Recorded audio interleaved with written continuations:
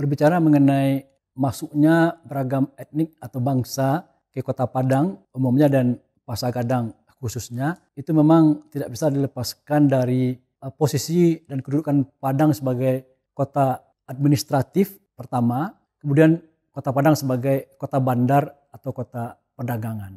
Kita memang tidak bisa mengingkari bahwa sesungguhnya Padang itu pada awalnya dibentuk sebagai pusat pemerintahan oleh VOC dan juga sekaligus sebagai pusat kegiatan perdagangan VOC. Sehubungan dengan itu, penduduk Kota Padang, ya di samping orang Belanda, itu adalah kelompok-kelompok etnik dan bangsa yang terlibat dalam aktivitas perdagangan. Kalau kita bicara secara umum, jelas dua suku bangsa yang paling awal hadir dan mewarnai pertumbuhan Kota Padang adalah orang Melayu, khususnya Minang, dan kedua adalah orang Cina atau Tionghoa. Kalau kita bicara Padang tempo dulu, kedatangan orang Minang ke Kota Padang itu seiring dengan pertumbuhan Kota Padang itu sendiri. Padang tempo dulu maksud saya, yang berada di kawasan Muara. Dan ini tanda tanda kutip adalah permukiman baru dari orang Minang di daerah pesisir barat Sumatera atau di pantai barat Sumatera atau di rantau pesisir. Karena apa? Ya, orang-orang Minang yang datang ke daerah Padang sebelumnya itu bukan menjadikan Muara sebagai tujuan utama mereka. Jadi mereka turun ke Padang, terutama dari daerah Solo atau tanah datar, itu sebetulnya pada awal-awalnya mereka hanya datang dan turun serta menetap di daerah-daerah pinggiran bukit di pinggiran Kota Padang yang sekarang. Sedangkan kedatangan orang Minang ke Kota Padang yang notabene-nya itu berada di kawasan Muaro yang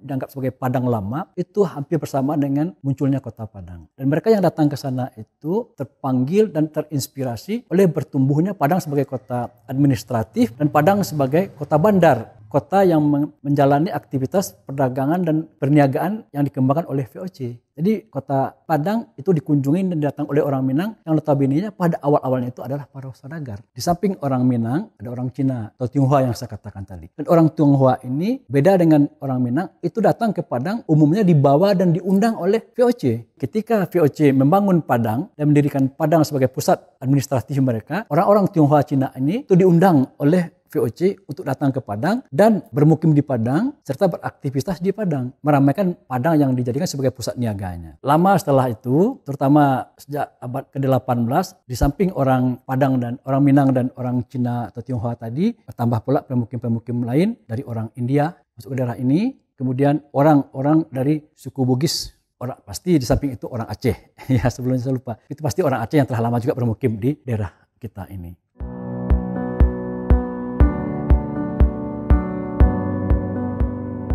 1830-an dan 1840-an ya, di Pasar-Gadang ini juga hadir saudagar-saudagar dari orang India. Dan saya menenggarai ya, orang-orang India yang hadir dan bermukim di Pasar-Gadang ini itu adalah bagian dari tentara India yang sebelumnya mereka adalah tentara-tentara Inggris yang ditinggalkan ketika Inggris hengkang dari pantai barat Sumatera. Jadi bukan mereka yang datang langsung dari India yang bermukim di Pasar-Gadang ini. Dan mereka pula lah yang akhirnya mengembangkan permukiman orang India di Pasar-Gadang, kemudian juga menjadi saudagar-saudagar. Dan kiprah mereka sebagai saudagar itu telah mulai muncul sesungguhnya 1840-an ya, tapi mulai tercatat sebagai saudagar yang relatif besar tahun 1860-an dan 70-an.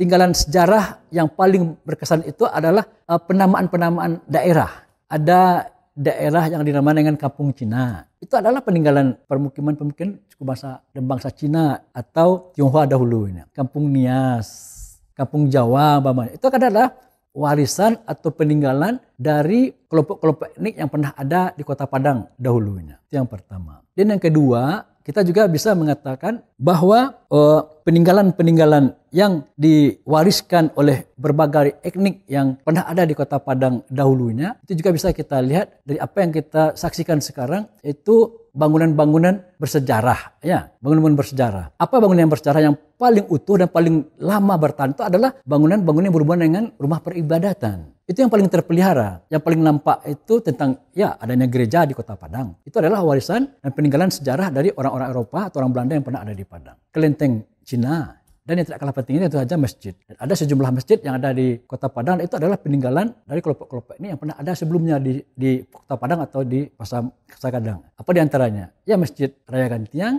atau Masjid Mamadan yang pernah ada di Pasagadang sekarang. Jadi itulah bukti-buktinya.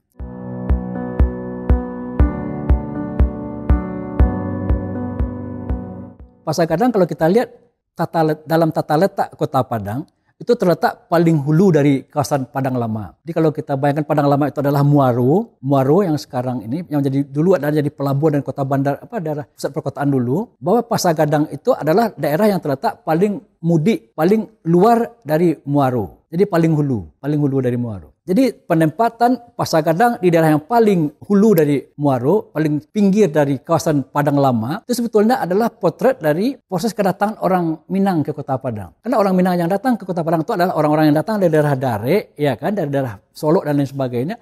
Tentu daerah yang pertama yang paling dekat bagi mereka, yang memungkinkan bagi mereka untuk tinggal, adalah daerah yang paling pertama mereka datangi dan mereka dapati, yaitu daerah yang paling hulu dari kawasan Muaro tadi. Pasagadang itu terletak di paling hulu atau di daerah pinggiran dari Kota Padang, itu sekaligus merepresentasikan politik kolonial yang rasis. Seperti kita ketahui, baik VOC ataupun Hindia Belanda itu kan membagi permukiman warga kotanya secara terpisah-pisah. Yang orang Belanda itu berada di pusat kota. Nah, jadi kalau di Muaro, yang paling pusat dari Muaro itu adalah orang Belanda tinggal di sana. Di sanalah loji dahulu. Di sanalah kantor residen dan kantor gubernur dahulunya. Dan di bagian yang keduanya itu adalah orang-orang timur asing. Ada orang-orang Cina, ada orang Keling. Dan bagian berikutnya itu adalah Kampung Nias, Kampung Jawa. Dan paling luarnya itu adalah orang Awak.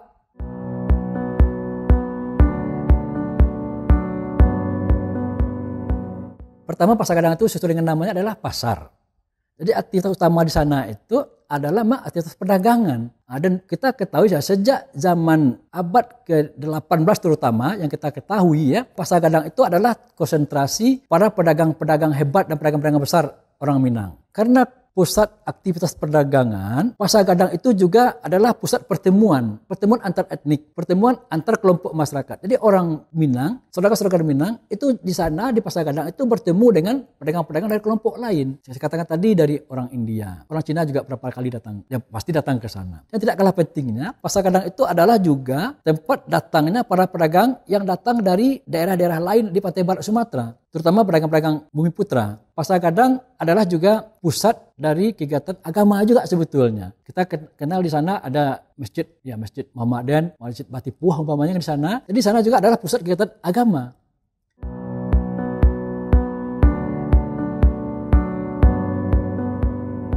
Sejak Pasagadang khususnya dan Padang dibangun, ya, komoditas rempah yang paling mewarnai aktivitas dagang di Padang atau di Pasagadang itu pertama kali itu adalah lada. Jadi Padang itu dibangunkan atau menjadi pusat pemerintahan dan dagang itu kan pada abad ke-17.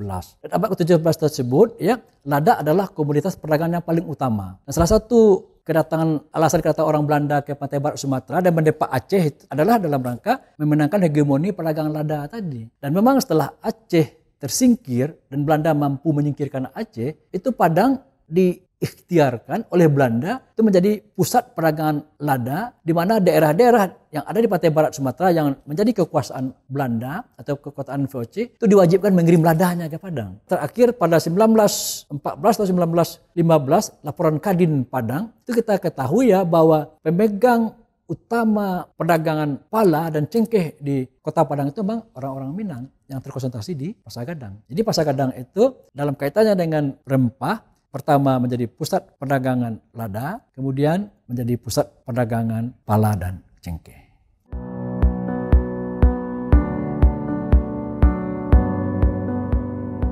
pembangunan Masjid Muhammadan itu memang berhubungan erat dengan keberadaan orang-orang India di sana. Walaupun ini bisa diperdebatkan ya, karena saya mengatakan bahwa para pembangun dan tokoh-tokoh Masjid Muhammadan dan juga tokoh-tokoh pedagang India yang ada di Pasar Kadang itu adalah mantan dari tentara India, mantan tentara Inggris ya, orang-orang India mantan tentara Inggris. Jadi pembangunan masjid tadi ada hubungannya dengan mantan tentara Inggris yang orang-orang India tadi. Kemudian mereka lah yang meramaikan. Itu apa pendapat dari saya dari berbagai sumber yang saya dapat ya, yang dari sumber yang saya baca yang mungkin saja berbeda dari apa yang berkembang di tengah masyarakat saat sekarang.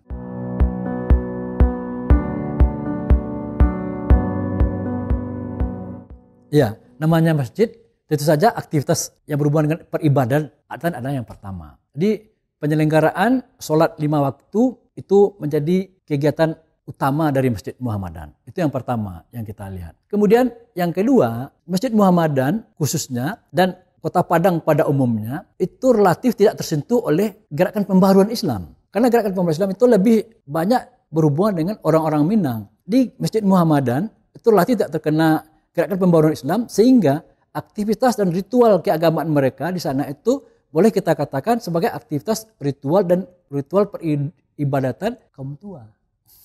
Kaum tua, saya katakan kaum tua, karena apa? Tidak masuknya paham-paham pembaharuan Islam yang pernah terjadi di Minangkabau atau di Padang pada awal abad ke-19 atau pada awal abad 20. Sehingga sampai sekarang ya aktivitas atau ritual-ritual keagamaan yang ada di Masjid Muhammadan itu cenderung menampilkan aktivitas peribadatan kaum tua. Dan yang menarik, salah satu yang paling menarik dan itu menjadi ciri khas dari Masjid Muhammadan pula adalah seperti sholat tarawih yang 20 rakaat ditambah dengan 3 witir. Padahal di sebagian besar masjid di Padang, terutama sampai tahun awal abad 20 sampai tahun 50-70-an itu umumnya mengikut pembaharu. Jadi bukan 23. Kemudian yang tidak kalah penting dan menariknya lagi, ritual dan peribadatan di Masjid Muhammadan pada bulan Ramadan itu sekali lagi saya mengatakan cenderung mengadopsi dan mempraktikkan apa yang dijalankan oleh kaum tua. Umpamanya satu malam pada bulan Ramadan tersebut itu sholat tarawihnya menghabiskan 1 juz Al-Quran.